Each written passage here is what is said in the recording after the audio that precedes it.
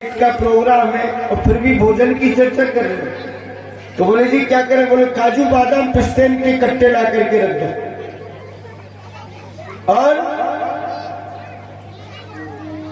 101 ब्राह्मण थे, बोले दूध मन भर दूध बांध दो रोज का, पंडितों की सेवा के लिए मन भर दूध और काजू बादाम पिस्ते। अब वो पंडित जी ने क्या किया, संस्कृत पाठशाला के विद्यार्थियों को ले गए। वैसे विद्वान पंडित नहीं थे, लेकिन संस्कृत विद्यालय के जो विद्यार्थी थे संस्कृत पाठशाला के, उनको ले गए। हम भी जब इंदौर पढ़ते थे ना संस्कृत पाठशाला में, तो इंदौर से हम भी यज्ञादिक करवाने के लिए जाते थे। पाठशाला की तरफ से जो विद्यार्थी जाते थे उनमें हमारा भी नंबर आता था। तो वहां वृंदावन वाले पंडित जी विद्यार्थियों को ले गए। अब विद्यार्थियों में थोड़ा पूजा पाठ करें, और वो मुनीम जब बैठे ना, जब तो चुपचाप झोली में हाथ दे करके जाप चालू, और मुनीम इधर उधर हुए और आपस में एक दूसरे से बात करने लग जाए। कोई तो बात कर रहा है, कोई मोबाइल पे बात करने लग गया, कोई आपस में चर्चा कर रहा है। मुनीम बड़ा चतुर था। मुनीम ने विचार किया, रे से वहां से देखने थोड़ी आएगा, लेकिन ये पंडित लोग तो खाने के ही गर्जी। छिप करके मुनीम जी सुनते कि पंडित लोग आपस में बात कर रहे। अरे कौन क्या कर रहा है, तुम्हें क्या मतलब? लेकिन नहीं, लोगों को विश्वास नहीं। अंत में आनंद पूर्वक अनुष्ठान चला। 11 दिन जय जयकार हो गई। महाराज अंत में बॉम्बे से मारवाड़ी सेठ काशी जी, काशी विश्वनाथ भगवान के मंदिर पर पधारे, जहां 100 ब्राह्मणों ने शेठ जी को आशीर्वाद दिया। मुनीम से कहा कि मुनीम, पंडितों की सेवा में कोई कमी तो नहीं?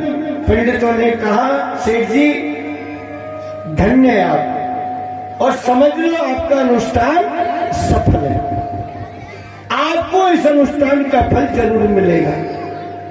मुनीम ने कहा, बोले महाराज काय का फल मिलेगा? झोली में हाथ दे करके क्या पता माला भी फेरते कि नहीं फेरते, ये तो बातों में लगे रहते हैं। अच्छा, बोले दिन भर कोई माला अदा नहीं, दिन भर बात कर रहा है। कोई बड़े बूढ़े पंडित होते तो काम होता, ये बच्चे लोग आ गए, क्या भजन करेंगे, क्या माला फेरेंगे? इनने थोड़ा बहुत कुछ तो किया होगा।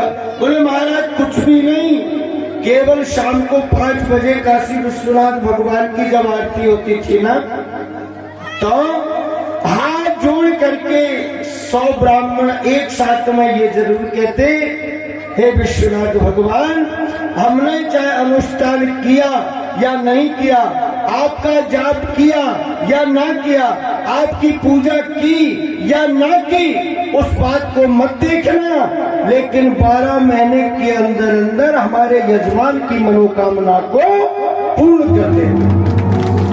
जैसे ही कहा, सेठ जी का मन गदगद हो गया। बस और मुझे क्या चाहिए? विश्वनाथ भगवान से कहते तो थे ना, ठाकुर जी ब्राह्मणों के रक्षक तो मेरे गोविंद हैं। भगवान भोलेनाथ ने समझिए ब्राह्मणों की जबान से जो आशीर्वाद लगा, समझ लो मेरे भाई बहन, साक्षात भगवान भोलेनाथ ने आशीर्वाद दे दिया हो। आज सेठ जी के उस संतति को भोगने वाला, उस धन का उपयोग करने वाला एक बहुत ही सुंदर दिव्य राजकुमारों के जैसा एक सुंदर स्वरूपवान और पुत्र उत्पन्न हुआ। अभी हम जब वृंदावन गए थे तो ये सारी बात उन्होंने स्वयं ने हमको बताई। बोले महाराज ये 100 ब्राह्मणों के आशीर्वाद से मुझे ये पुत्र उत्पन्न हुआ है और आज ब्राह्मणों की कृपा से ही मैं प्रसन्न हूं। तो ब्राह्मण कुछ भी करें, ये मत देखिए कौन क्या कर रहा है, करें तो सही, ना करें तो सही। अरे मंत्रों में वो शक्ति है।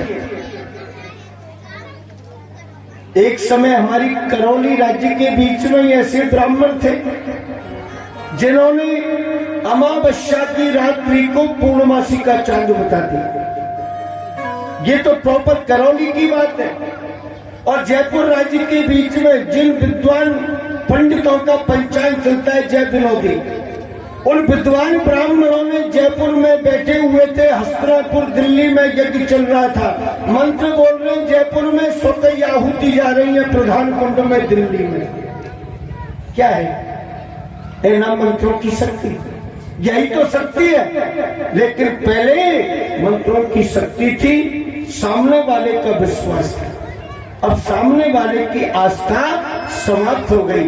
ये कलयुग का अगर सामने वाले में विश्वास है तो कहते हैं मेरे भाई बहन, रामायण जी के बीच में भी गोस्वामी जी ने लिखा है, भवानी शंकर वंदे श्रद्धा विश्वास स्वरूप या भ्रम बनाने पश्यंती सिद्ध शांत मीश्वर। भवानी भगवान राम जी की पूजा करने वाले, रघुनाथ जी को भजने वाले, इनको सबसे पहले उनकी श्रद्धा होनी चाहिए, श्रद्धा और विश्वास।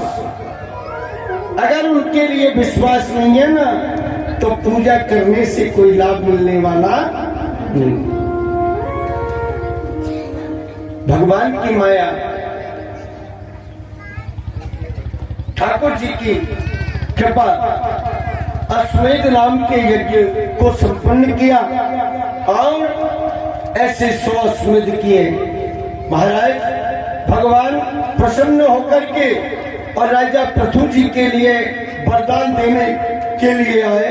राजा पृथु को कहा, राजन मैं तुम्हारी तप से प्रसन्न हूं, तुम्हारी भक्ति से प्रसन्न हूं, तुम्हारे जैसे जो वरदान मांगे। तो आपको पता है क्या वरदान मांगा पृथु जी महाराज ने? निशम्य वैकुंठ नियोज्य मोक्ष योज्य बहच्युतम तथा रूप काल लावण्यौ अयुत दश करना मेवरा। क्या वरदान मांगा? आयु सुनता हूं राजी, तो ये 2 कानों से कम सुनने में आता है। अगर मेरे 10,000 कान हो जाएंगे ना तो 10,000 लोगों के बराबर मैं अकेला ही सुन लिया करूंगा। भगवान ने कहा तथास्तु, जाओ ऐसा ही होगा। 10,000 काम कर दिए। अब परीक्षित जी महाराज के मन में शंका हो गई। परीक्षित जी ने हाथ जोड़ करके गुरु जी को कहा, शुक्राचार्य जी को, गुरुदेव भगवान ने वरदान दे दिया पृथु जी को 10,000 कान का। बोले हाँ राजा। और पृथु जी के 10,000 कान हो गए। बोले हाँ राजा। तो महाराज फिर तो राजा के पृथु जी के सारे शरीर में कान ही कान हो गए होंगे। ये 2 कानों के अंदर ही 10,000 कानों की शक्ति प्रदान करती है। 2 कानों के बीच में ही जितने 10,000 कान सुनते हैं ना, उतना ये 2 ही कान सुनने के लिए लग गए। अब तो राजा रात और दिन भगवान का पावन चरित्र श्रवण करने के लिए लगे। बोलिए कृष्ण कन्हैया लाल की जय।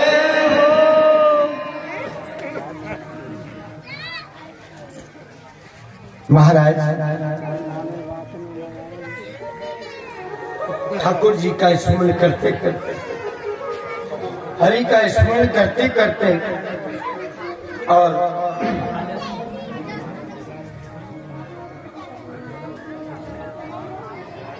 कहने के लिए लगे हैं, शांता समुद्रशा शुद्धा सर्वभूतानुरंजना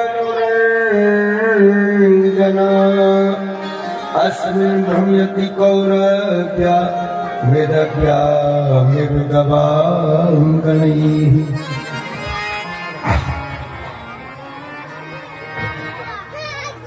आगे पृथु जी महाराज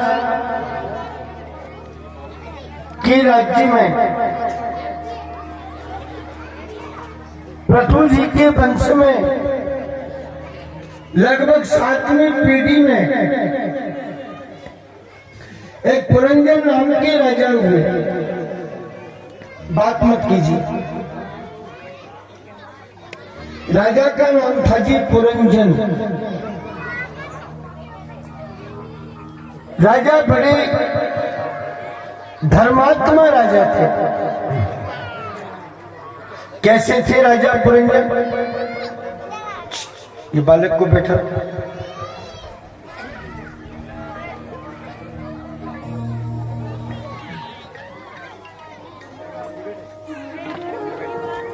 पुरंजन नाम की राजा आखेट के लिए गए। निर्जन वन के बीच में जाकर के क्या देखा राजा ने? बहुत ही सुंदर दिव्य रूप वाला एक सुंदर बगीचा देखा।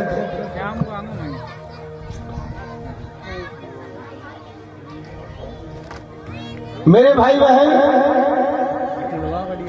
सुंदर बगीचा। कैसा बगीचा? जिसमें अनेक प्रकार के वृक्ष हैं, तरह तरह के सुगंधीदार पुष्प हैं, शीतल मंद सुगंध, 3 प्रकार की वायु चल रही है। चारों तरफ से ऊंची ऊंची परकोटे हो रहे, परकोटे हो रहे, और परकोटे के बीच में एक सुंदर भवन बना हुआ है, जिसमें राधे रानी की कृपा से महाराज आनंद पूर्वक एक राजा की राजकुमारी निवास करती है।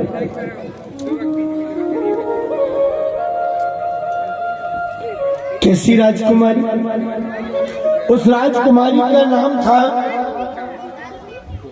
पुरंजनी। क्या नाम? पुरंजनी। और राजा का नाम पुरंजन। राजा बगीचे के बीच में जाने लगे। बगीचे को देख करके राजा को आकर्षण लगा। ये राजा का मित्र था जिसका नाम था अभिज्ञात। अभिज्ञात नाम के मित्र को कहा कि मित्र, तू ये घोड़े की लगाम पकड़ करके यहाँ खड़ा रहे, इंतजार करना, मैं जरा ये बगीचे में जा रहा हूँ। मित्र सज्जन था, मिलनसार था।